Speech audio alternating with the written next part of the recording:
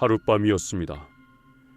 딱 하룻밤 사이에 조용한 시골 마을 4곳에서 50선명이 목숨을 잃었습니다. 총을 든 사람은 강도도 탈영병도 어디서 흘러들어온 낯선 사람도 아니었습니다. 그 마을을 지켜야 할 경찰이었습니다. 제복을 입고 마을 사람들이 얼굴을 다 아는 파출소 순경이었습니다.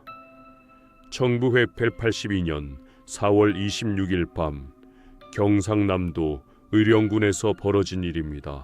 1982년의 의령군 국류면을 한번 떠올려 보세요. 산으로 둘러싸인 시골, 논밭 사이로 흘길이 이어지고 해가 지면 마을 전체가 어두워지는 그런 곳입니다.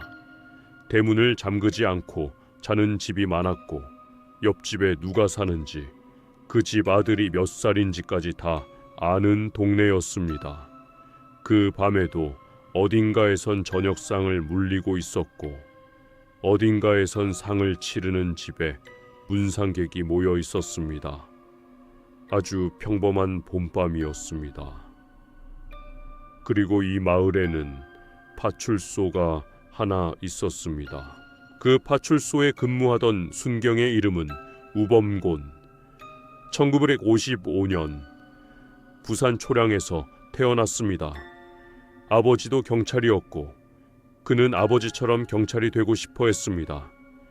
해병대에 복무하면서는 사격 실력으로 인정을 받았습니다. 1978년에 전역하고 1980년 12월에 부산에서 경찰이 됐습니다.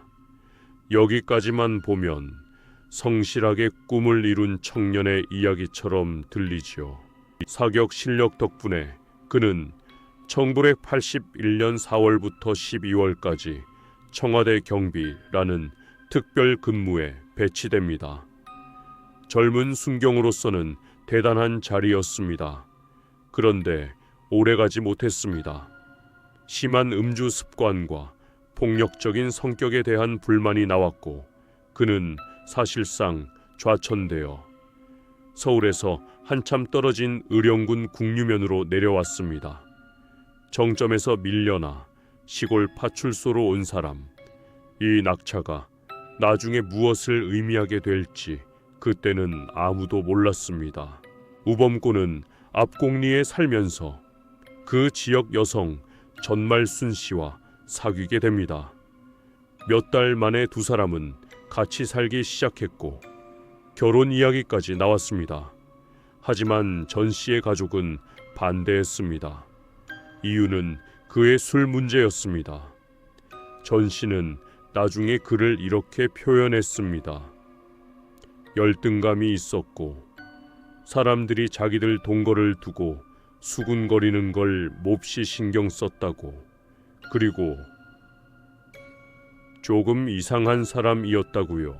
1982년 4월 26일 오후 우범곤은 집에서 자고 있었습니다. 전말순 씨가 그의 가슴에 앉은 파리를 손바닥으로 쳤습니다. 그 소리에 그가 깼습니다. 파리 한 마리, 정말로 파리 한 마리였습니다.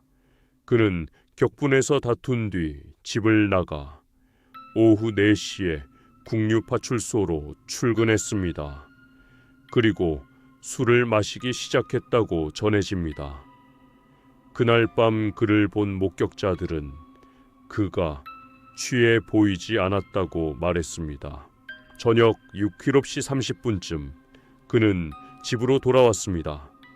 전 씨를 폭행하고 집안의 가구를 부수고 다시 나갔습니다. 그가 향한 곳은 예비군 무기고였습니다. 그곳에서 그는 M2 카빈 2정, 최소 180발의 탄약, 그리고 수류탄 7발을 챙겼습니다. 미국 측 보도에 따르면 그는 다른 경찰관의 근무를 대신 서주겠다고 하며 무기고에 접근했다고 합니다. 그 시각 파출소의 동료 4명은 그 자리에 없었습니다. 3명은 근무 시간에 자리를 떠났고 1명은 비번이었습니다. 4명 모두 온천에 가 있었습니다. 밤 9시 30분쯤 어두운 시골길을 걸어가던 한 행인이 있었습니다. 그날 저녁 그 길을 지나던 것 말고는 아무 잘못도 없는 사람이었습니다.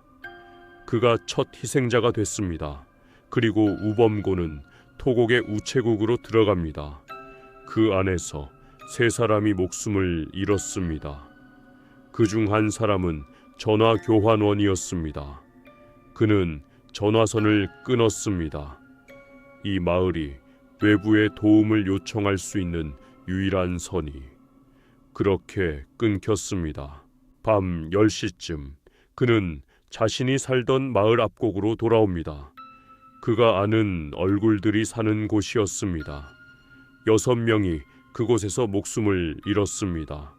그리고 그를 찾으러 밖으로 나왔던 전말순 씨도 총에 맞아 다쳤습니다. 상상해 보세요. 총성이 이 골목 저 골목에서 들리는데 전화는 끊겼고 파출소는 비어 있고 어느 방향으로 도망쳐야 하는지도 알 수 없는 밤, 마을 사람들은 무슨 일이 벌어지고 있는지조차 알 수 없었습니다. 밤 10시 30분 웅계 바깥, 그는 18살 소년 김주동을 붙잡았습니다. 그리고 시킵니다.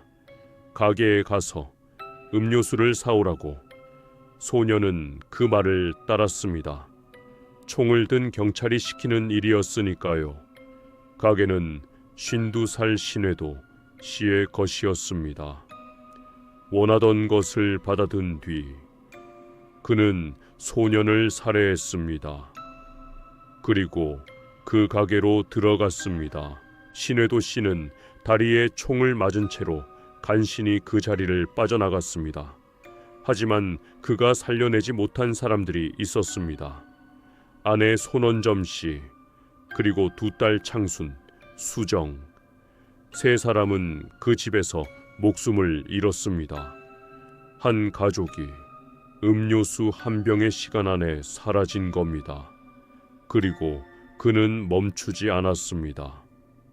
장터로 걸어가 14명의 주민을 더 쏘았습니다. 웅계에서만 15명이 목숨을 잃었습니다. 밤 11시 그는 평촌으로 들어갔습니다. 그리고 그 마을에는 상가가 있었습니다. 누군가의 죽음을 애도하려고 이웃들이 모여 앉아 있던 집, 그 문으로 총을 맨 경찰관이 들어왔습니다. 사람들은 어리둥절했지만 그를 막지 않았습니다. 경찰이었으니까요. 그는 술을 한 잔 받아 마시고 고인에게 예를 갖췄습니다. 부의금으로 3,000원을 내놓겠다고까지 했습니다. 여러분이라면 그 순간 이 사람이 무슨 짓을 저지르고 왔는지 상상할 수 있었을까요? 그런데 그때 손님 중 한 사람이 그의 허리를 봤습니다. 거기 매달려 있던 건 수류탄이었습니다. 그 사람은 술잔을 내려놓게 하고 왜 그런 걸 차고 있느냐고 물었습니다. 그리고 또 다른 손님이 총에 총알이 들어있지 않을 거라고 생각했는지 카빈 하나를 만지며 물었습니다. 왜 빈 총을 들고 다니느냐고. 그 말이 끝난 순간 그는 방 안에 총을 쐈습니다. 평촌에서 28명이 목숨을 잃었습니다. 이 사건 전체에서 가장 많은 희생자가 나온 곳이었습니다. 그런데 이상하지 않나요? 총성이 시작된 지 몇 분 안에 경찰에는 이미 신고가 들어갔습니다. 그런데 37명의 수색팀을 꾸리는데 1시간이 걸렸습니다. 서울의 경찰청 본부가 이 사실을 알게 된 건 새벽 1시 40분이 되어서였습니다. 그 사이 마을에서는 무기를 든 경찰이 걸어서 이동하며 계속 사람을 쏘고 있었습니다. 게다가 수색 과정에서 경찰은 이 사건과 아무 관계 없는 주민을 향해 총을 쏘기까지 했습니다. 도움은 거의 다 끝난 뒤에야 도착했습니다. 새벽 1시 40분 무렵 그는 68살 서인수 씨의 농가로 들어갔습니다. 그리고 이렇게 말했습니다. 지금 간첩을 추격 중이니 가족들이 안방에 다 모여 있으라고, 자기가 지켜주겠다고. 제복을 입은 경찰의 말이었습니다.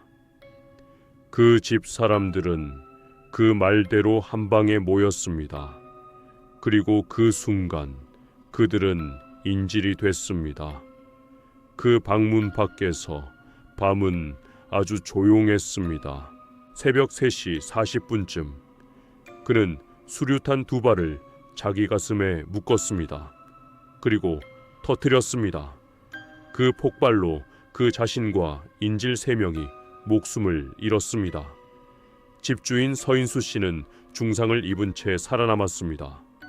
경찰은 아침이 될 때까지 그가 어디 있는지조차 알지 못했습니다.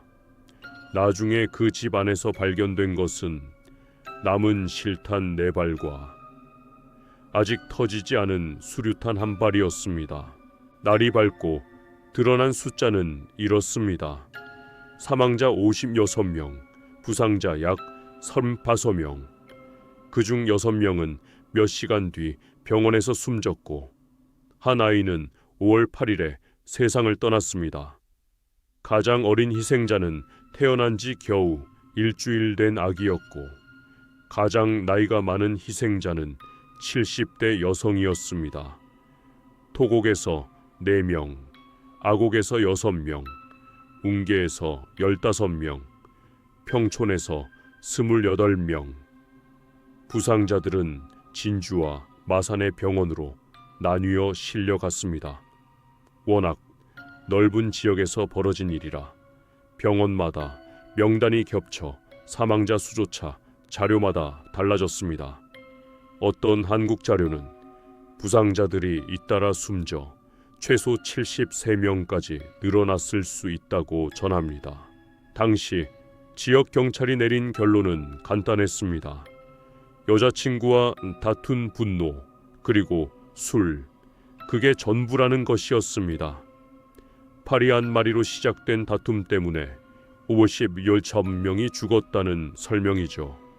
하지만 지역 관계자들은 말했습니다.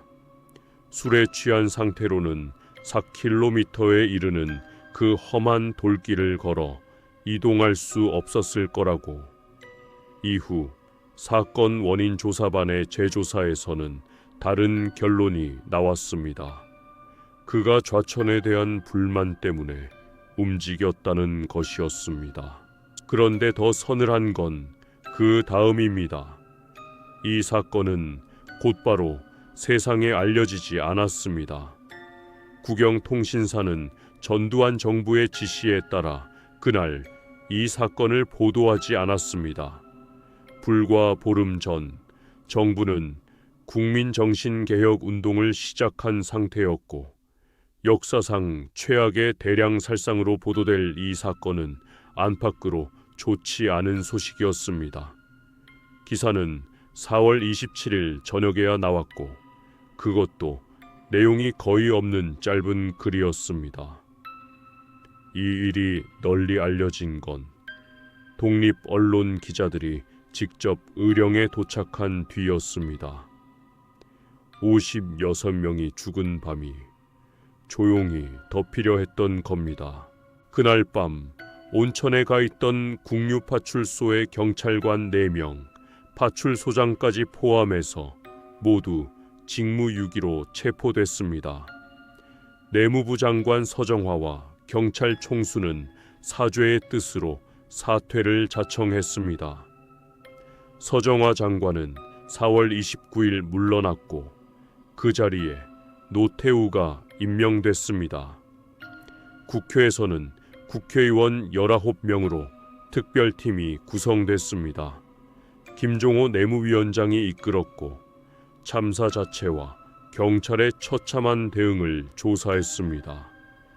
정부는 희생자와 유가족에 대한 보상을 결정했습니다.